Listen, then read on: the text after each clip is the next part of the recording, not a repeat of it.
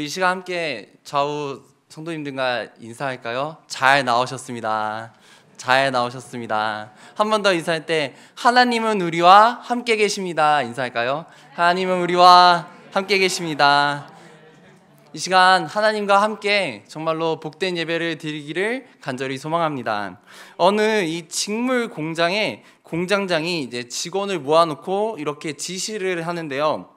이 직물 기계를 지켜보다가 실밥이 얽히면 즉시 나에게 이야기해 주세요. 그런데 어떤 직원이 이제 야근을 하다가 피곤했는지 잠시 졸게 되었습니다. 그러다 졸다가 깨어보니까 눈앞에 있던 그 기계의 실타래가 엉켜서 엉망이 되었던 것입니다. 이제 즉시 공장장에게 보고를 해야 되는데도 불구하고 한번 내 힘으로 한번 풀어봐야겠다 안간힘을 썼습니다. 그러나 실타래가 더 엉키게 되었고 결국은 기계가 고장나고 정지해버리게 되었습니다.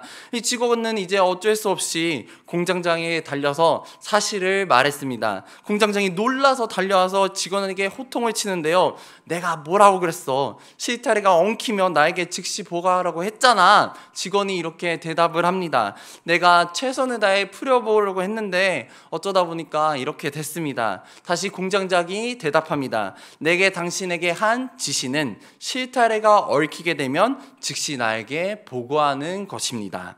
우리가 인생을 살아가다 보면 참 우리의 인생이 뜻대로 되지 않을 때가 많이 있습니다. 우리의 인생의 실타래가 이리저리 휘감기고 얽힐 때, 우리의 인생길이 막막해져가는 그때 우리는 어떻게 해야 하겠습니까?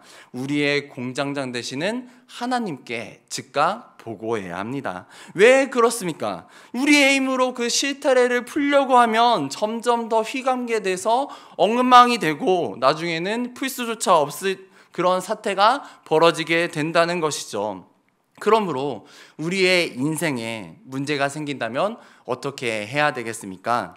그 문제가 더 커지고 손쓸 수가 없는 그 상황이 오기 전에 하나님께 간구하여 그 문제를 해결받아야 할 것입니다. 오늘 본문은 그 해결받을 수 있는 방법이 바로 기도다 이렇게 말씀해주고 있습니다. 오늘 본문의 3절을 우리 함께 읽어보도록 하겠습니다. 시작!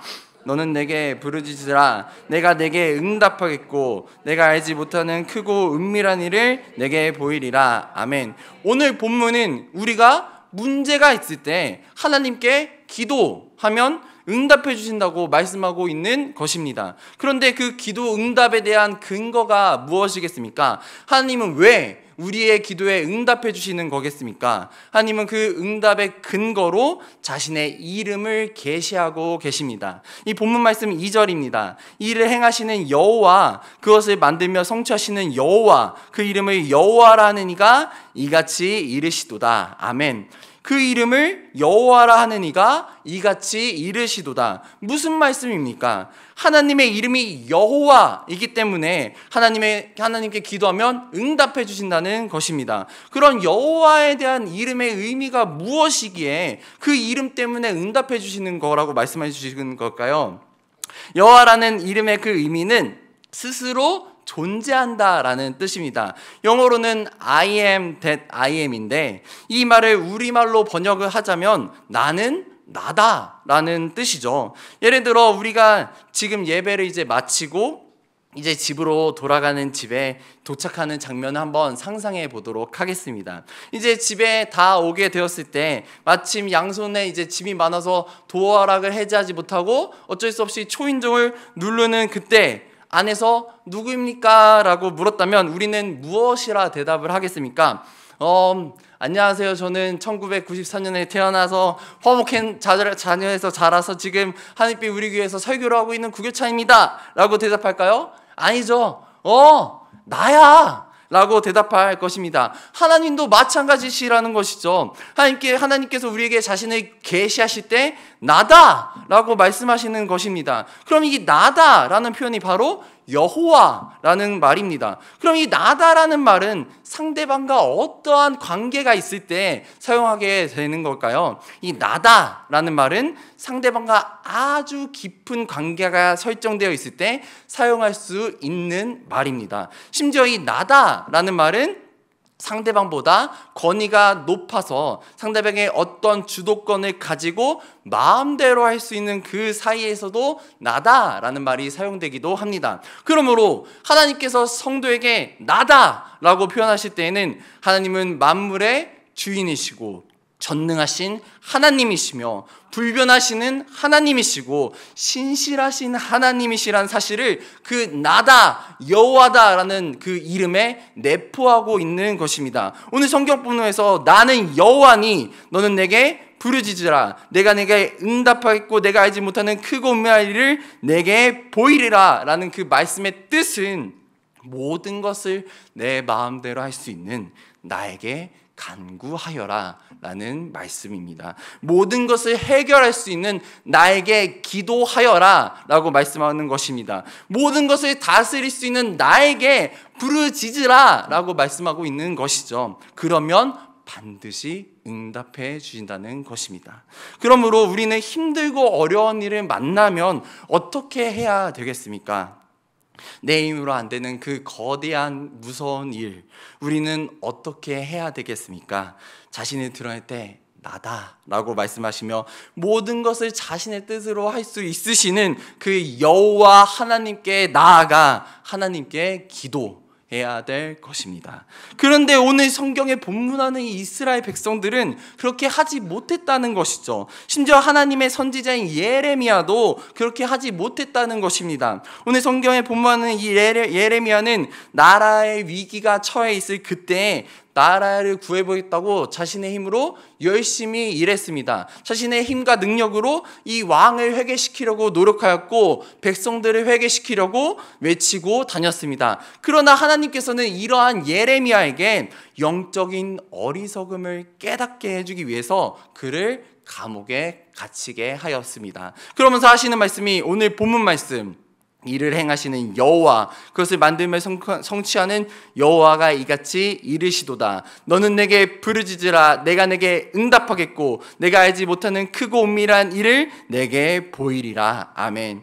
즉 이 일이 되게 하는 것은 너가 아니라 바로 나다라는 것이죠. 이를 이루시는 것은 너가 하는 것이 아니라 하나님이 내가 이루어 줄 것이다 라는 것입니다. 그러니 너는 이를 이루시는 하나님께 기도하여라 라는 것이죠. 그럴 때 하나님께서 도와주시고 응답하신다는 말씀입니다. 그러므로 우리가 어려운 일을 만났을 때 어떻게 해야 되겠습니까?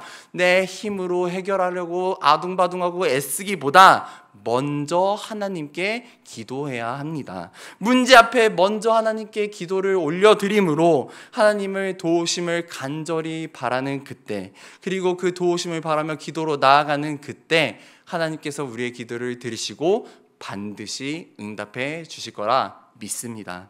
여기서 우리가 잊지 말아야 할 것이 있다면 우리가 기도했다고 해서 아무것도 안 하고 그것을 기도만 했다면 그것은 잘못된 것입니다. 우리가 기도했다고 나는 무엇인가 했으니 이제 하나님께서 일하시겠지? 라고 생각하면 안 된다는 것이죠. 그러면 어떻게 해야 되겠습니까? 문제를 만났을 때 성도의 온전한 믿음의 모습, 믿음의 태도는 먼저 하나님께 기도하고 그의 문제 현상에서 그 문제의 현장을 믿음으로 말씀으로 대처하면서 하나님의 도우심을 간절히 구하는 그때 하나님께서 우리의 기도에 응답해 주신다는 것입니다. 그러므로 문제를 만났을 때 내 힘으로 뭔가를 하려고 하기보다 먼저 하나님께 기도하시기 바랍니다. 그런데 그렇지 하지 않고 내가 스스로 움직이려고 하는 것은 내 힘으로 문제를 해결하려고 하는 모습이겠죠. 이러한 모습은 하나님의 도우심을 받기가 어렵습니다. 반대로 하나님께서 도와주시는 그 사람은 하나님, 저는 내 힘으로는 아무것도 할 수 없습니다. 그러니 하나님 저 좀 도와주세요 라고 말할 때 그 사람을 하나님께서 도와주신다는 것입니다. 하나님께서는 또 이러한 방법을 사용하시기도 합니다. 하나님께서 성도로 하여금 자기 힘으로 할 수 없는 그 처지에 있다는 것을 깨닫게 하기 위해서 그 성도로 하여금 기도하게 해서 그 성도를 돕기도 하십니다. 오늘 본문의 경우가 바로 그런 경우입니다. 하나님께서는 뭔가를 자기의 힘으로 해보려는 그 예레미야를 어떻게 하셨습니까? 감옥에 갇히게 하셨죠. 그때서야 예레미야는 자기 힘으로는 아무런 힘으로 자기 힘으로는 할 수 없다는 것을 깨닫고 전능하신 하나님 앞에 기도하기 시작했습니다. 하나님께서 우리에게 깨닫기 원하신 것은 바로 이것입니다. 하나님, 나는 아무것도 할 수 없습니다. 나의 수단과 방법과 노력과 지식으로는 아무것도 할 수 없습니다. 하나님께서 역사해 주셔야만 합니다 라고 고백하기를 하나님께서는 원하시고 계신다는 것이죠. 그럴 때 하나님께서 비로소 우리에게 역사하실 것입니다. 그런 자기 힘으로 아무것도 할 수 없음을 깨달은 이 예레미야가 기도했을 때 하나님은 어떻게 역사했습니까? 본문의 이 배경, BC 588년 유다가 바벨론의 3차 침입을 받아 예루살렘 성이 포위당한 그때, 이때 남유다는 바벨론의 침략을 물리치려고 이제 왕궁과 가옥까지 헐어서 성벽을 쌓으려고 하고 있었습니다. 그러나 어떻게 되죠? 남유다는 결국 전쟁에 패배하게 되죠. 이 과정에서 남유다 왕들은 하나님을 의지하지 않고 하나님께 온갖 악행과 그런 범죄를 저지르게 됩니다. 하나님께서 보낸 선지자들이 이미 하나님께 회개해야 된다고 그 회개를 촉구했지만 왕들은 이를 무시하고 오히려 하나님의 선지자를 죽이기까지 합니다. 그래서 이 예레미야 선지자도 하나님의 심판과 이 유다의 멸망을 예언하기 위해 예언했다가 왕궁의 감옥인 이 시들의 뜰에 갇히게 되는 것이죠. 그러나 이러한 절망적인 상황에서 하나님은 예레미야에게 이렇게 말씀하셨습니다. 너는 내게 부르짖으라. 내가 내게 응답하겠고 내가 알지 못하는 크고 은밀한 일을 내게 보이리라. 하나님께서는 예레미야에게 너 낙심하지 말아라. 너 포기하지 말아라. 너 절망하지 말아라. 오직 부르짖고 기도하라고 말씀하신 것입니다. 예레미야는 어떻게 했습니까? 그 하나님의 말씀을 깨닫고 하나님의 말씀대로 기도했고 하나님께서는 예레미야의 기도에 응답해 주셨습니다. 그 응답은 남유다가 아무리 전쟁에서 패했어도 하나님께서 결국 남유다를 구원해 주실 것이라는 그 예언의 말씀을 주셨습니다. 그래서 비록 이 유다는 이 BC 586년경에 예루살렘 성이 함락되면서 완전히 멸망되게 되고 말았지만 하나님의 예언의 말씀처럼 이 BC 537년경 예루살렘으로 다시 귀환하는 그런 응답의 모습을 보여주었습니다. 그러므로 우리에게 문제가 있다면 하나님께 부르짖어 기도하는 그때 하나님께서는 우리의 문제를 해결시켜 주실 것입니다. 그런데 가끔 어떤 분은 부르짖어 기도하라고 하면 이 부르짖는 기도를 불편해하시는 분이 간혹 계십니다.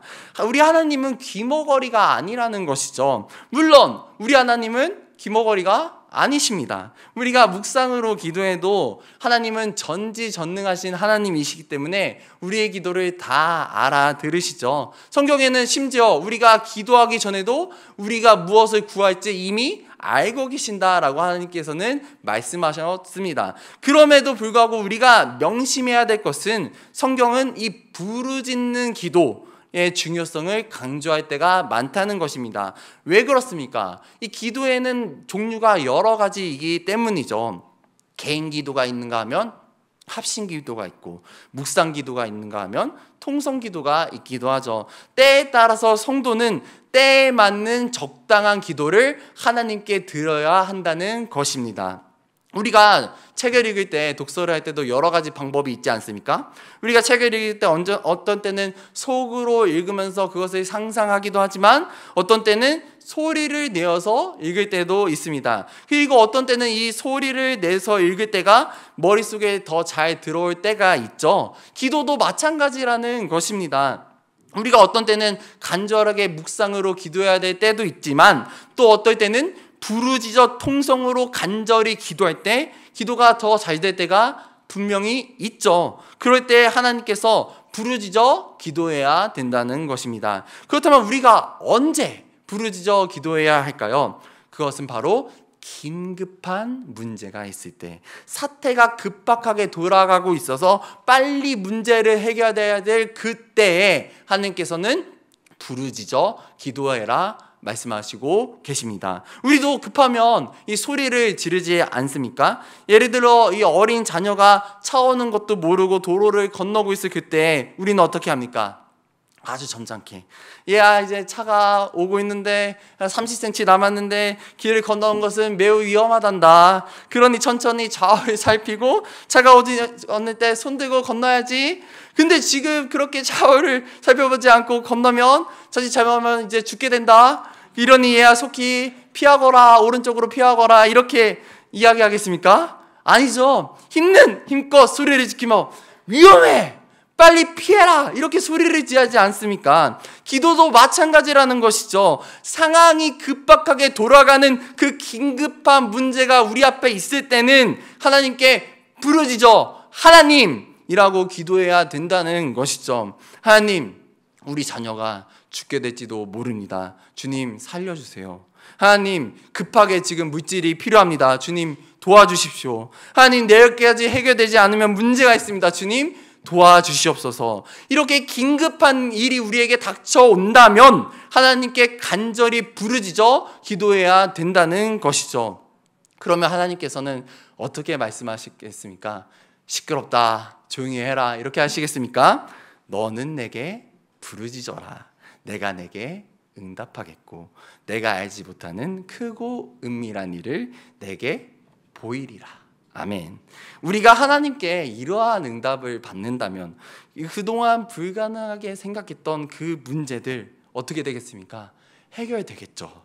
그동안 안 된다고 생각했던 그 문제 해결될 것입니다. 그동안 내가 포기했던, 손도 못 댔던 그 문제들 반드시 해결될 줄 믿습니다. 그렇다면 우리가 부르짖어 기도할 때 하나님께서는 과연 어떤 응답을 주실까요? 우리가 알지 못하는 은밀한 방법으로 문제를 해결시켜 주실 것입니다. 또한 그 기도의 응답은 클 것이다 라고 말씀하고 있습니다. 3절 말씀 우리 계속 듣지만 한 번 더 말씀드리겠습니다. 너는 내게 부르짖으라. 내가 내게 응답하겠고 내가 알지 못하는 크고 은밀한 일을 내게 보이리라. 아멘. 이 말씀은 역사적으로 증명된 말씀입니다.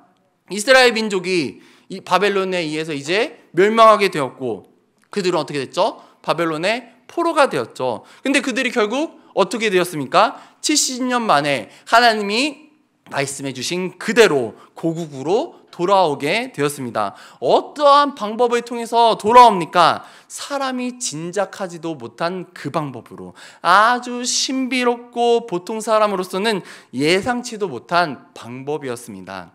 하나님께서 당시 바사의 왕인 고레스라는 사람을 통해서 이스라엘 백성들을 고국으로 돌아오게 했습니다. 이것이 에스라 1장 1절에서 3절에 기록되어 있는데요. 우리 큰 소리로 읽어보도록 하겠습니다. 시작! 바사왕 고레스 원년의 여호와께서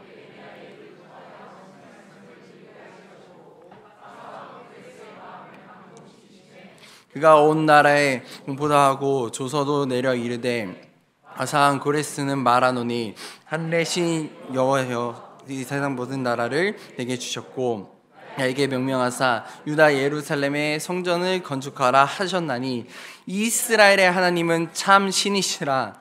너희 중에 그의 백성된 자는 다 유다 예루살렘으로 올라가서 이스라엘 하나님 여호와의 성전을 그는 예루살렘에 계신 하나님이시라. 아멘. 얼마나 놀라운 일입니까? 이스라엘의 백성이 포로에서 돌아오게 된 그 방법은 독립운동을 한 것도 아닙니다. 아니면 전쟁을 한 것도 아닙니다. 그럼 어떻게 된 것입니까? 하나님께서 바사왕의 마음을 움직였다는 것이죠. 그것도 예레미야가 기도했을 때 70년 전에 이미 응답하셨던 그 예언의 말씀 그대로 응답하셨다는 것입니다. 더 놀라운 것은 그 이스라엘 백성을 해방시켜주는 그 왕의 이름까지 고레스라고 분명히 말했는데 정말 그 왕의 이름이 뭐였죠? 고레스였습니다. 이것이 본문에서 말씀해주고 있는 크고 비밀한 일이요 하나님의 역사요 기도의 응답입니다. 놀랍지 않습니까?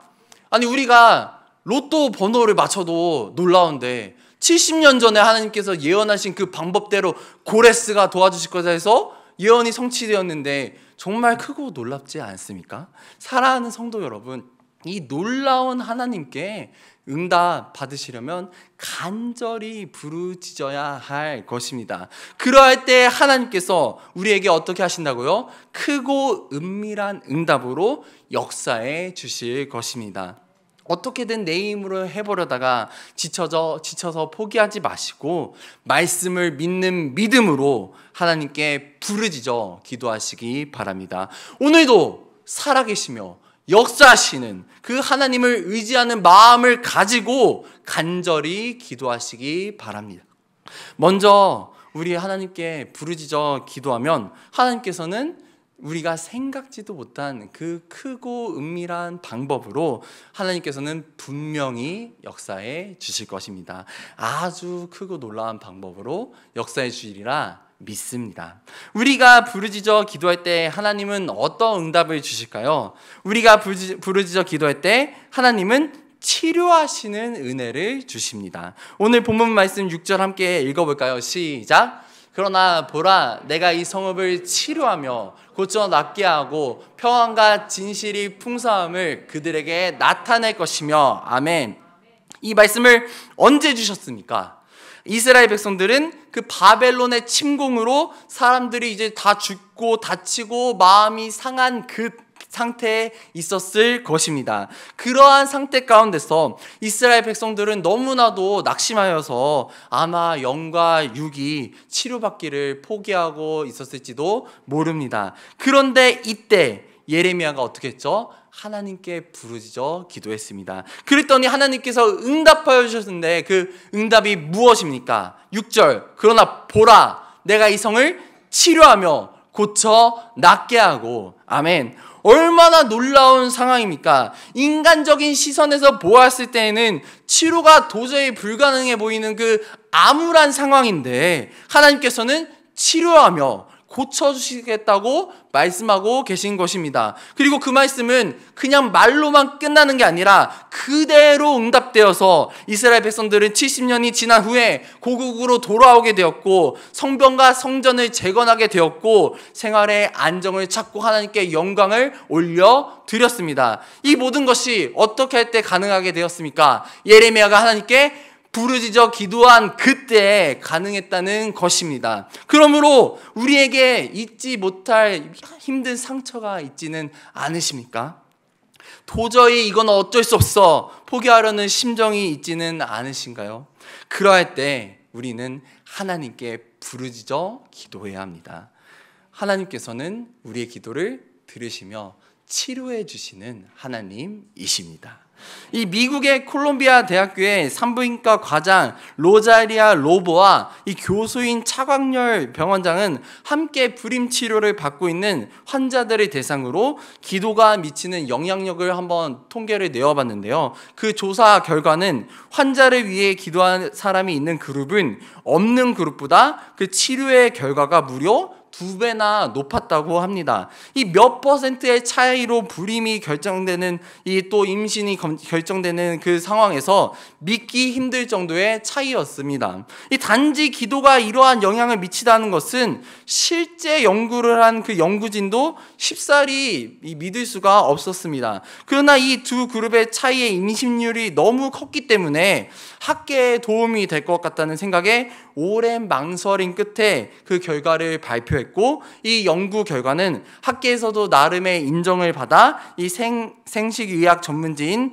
리프로덕티드 헬스에도 실렸다고 합니다. 그리고 이 타임지는 이 연구 결과를 심장질환 환자의 치료에도 기도가 도움이 된다는 다른 논문과 함께 소개한 적이 있습니다. 이처럼 기도는 분명히 나타나는 하나님의 역사입니다.